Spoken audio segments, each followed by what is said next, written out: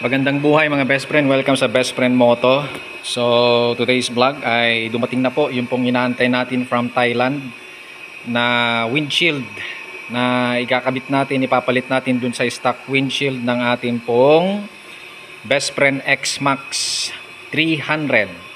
Pero bago natin gawin, puntahan, ipakita mga best friend, please follow this page, Best Friend Moto. Paki-like, paki-share po ang video po na ito para makatulong din po sa ibang mga ka-best friend natin, okay? So, syempre tayo nang magkakabit nito mga best friend. Hindi na natin dadalhin to sa mga motor shops kasi mas kinahiligan na natin ang mag-DIY. Ayan, as you can see, talaga naman, nakaprint pa rin sa Thai language. Nalis ko na mga best friend yung kanyang mga cover kanina, kaya ganito na lang ang itsura niya ngayon mga best friend. So ito po yung ikakabit natin mga best friend. Ayan, kasi yung pong X Max mga best friend, medyo may kalakihan kasi yung pong kanyang windshield sa harapan. At totoo po yung pong komento po ng mga nauna ng mga users ng X Max, nakakaduling daw talaga. At first ay hindi ako naniniwala, pero nung nagkaroon na po ako ng X Max mga best friend ay napatunayan ko na totoo pala. Tapos ang problema pa mga best friend, syempre nakakabit yung ating GoPro dun sa ating pong helmet, dun sa chin ng ating helmet. Ang problema, nakatutok yung pong video doon po mismo, humaharang yung pong ating yung stock na windshield ng ating X Max, kaya nadidistort yung quality po nung pong nakukuhanan na video kapag yung X Max mga best friend. Kaya double purpose na rin mga best friend, para at least hindi tayo masyadong maduling. Nakahilo din kasi mga best friend yung kapag tinignan mo yung pong yung sa may pagka ibinaba mo konti yung tingin mo sa daanan, andun na kasi yung pong windshield mga best friend ng ating X Max, yung stock, nakahilo, nakaduling sa totoo lang. Kaya ito, nagpalit tayo mga best friend, dumating na, ito ay mas cute. Tignan natin mamaya ang kaibahan, kung gaano siya kaliit kumpara natin dun sa dating windshield mga best friend. Ayun mga best friend, ito na.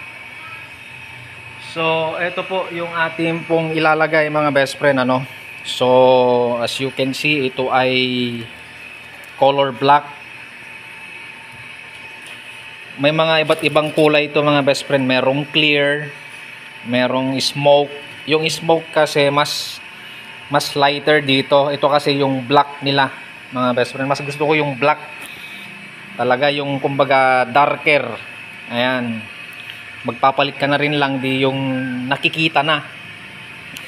Kaysa na magpapalit ka hindi man lang mapansin na nagpalit ka na pala ng windshield. So ito po yung kinuha natin. Ganito po yung itsura ng pinaka dark color nila. Ayan, pagka nag-reflect mga best friend, dark na talaga. Ayan, halos wala nang makita sa likod.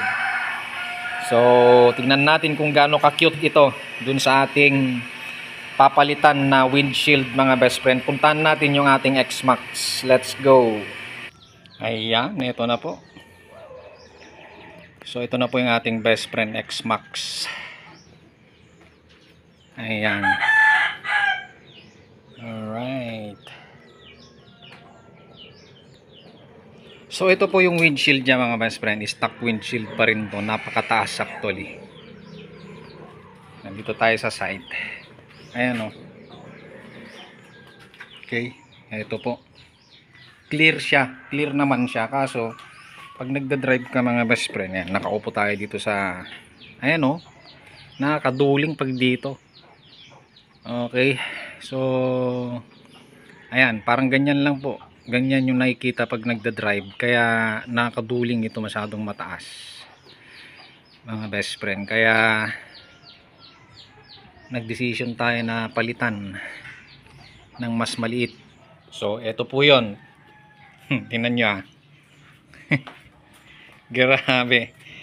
Ayan ito kasi yung dulo nung pong windshield na stock. Ayan, yung clear. Ayan, yung taas. Laki. Ayan, ipatong natin. So, ayan o mga best friend, ang laki ng itinabas. Okay? So, tanggalin na po natin yan. Yun nga lang, wala na tayong sticker ng 01 Moto. Alright, eto madami tayo niyan. Pangmalakas ang sticker natin. So, tanggalin na natin. Of course, ito po yung unang tatanggalin, itong dalawang ito. Ito yung pinakakilay. Madali lang tanggalin yan. Ito kahit isang kamay lang, tingnan nyo ha. Ayan, ikon lang natin yan.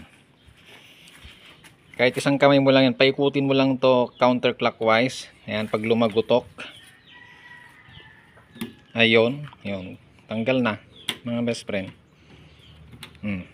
Then hilain mo lang pataas, then itulak mo pataas. Tulak hindi kumbaga tawag nito. Basta pataas, hindi dapat ganoon, itulak mo pataas. Okay? Tulak. Pag angat mo dito, tulak mo pataas. Ayan, then ayan, tanggal na. The same din sa kabila mga best friend. Iangat mo ng konti dito sa baba, then itulak mo pataas. Ayan o. Oh. Okay. Simple. Tanggalin natin yung apat na yan mga best friend.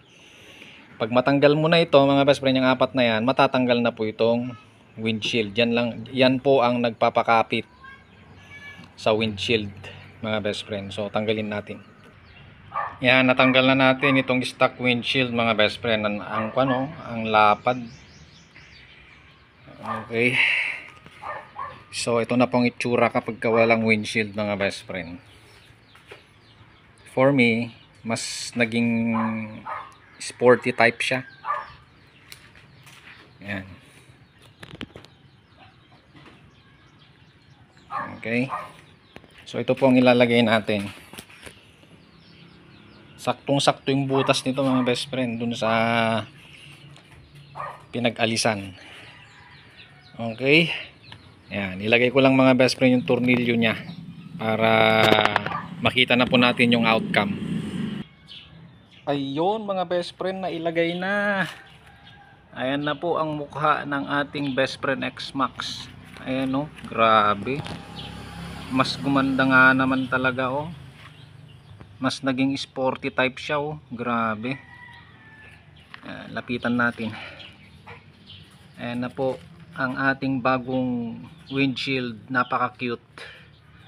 Mas naging sporty type siya mga best friend. Dito tayo sa side. Ayan o. Diba? Mas okay. Kesa yan, napakahaba kasi yan mga best friend. Itong stock na to. Napakahaba niya sa totoo lang. Tapos dito na parte kasi nakaduling. Kasi tignan nyo. Ewan ko lang mapapansin ninyo. Ayan o. Pabaluktot kasi mga best friend eh. Kaya nadidistort tuloy yung image mo dito pag tumingin ka dito na parte. Ayan.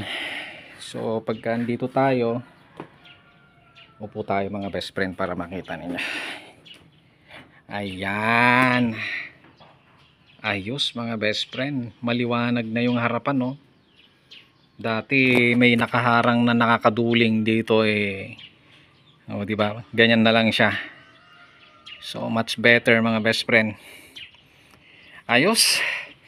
So sana ay nakatulong sa mga gustong mag DIY sa mga kanilang X-Max mga best friend. Ito version 2. Ewan ko lang kung parehas sila ng kakabitan dito yung mga version 1 ng X-Max 300 mga best friend. Ito ay, pero ito version 2 ito.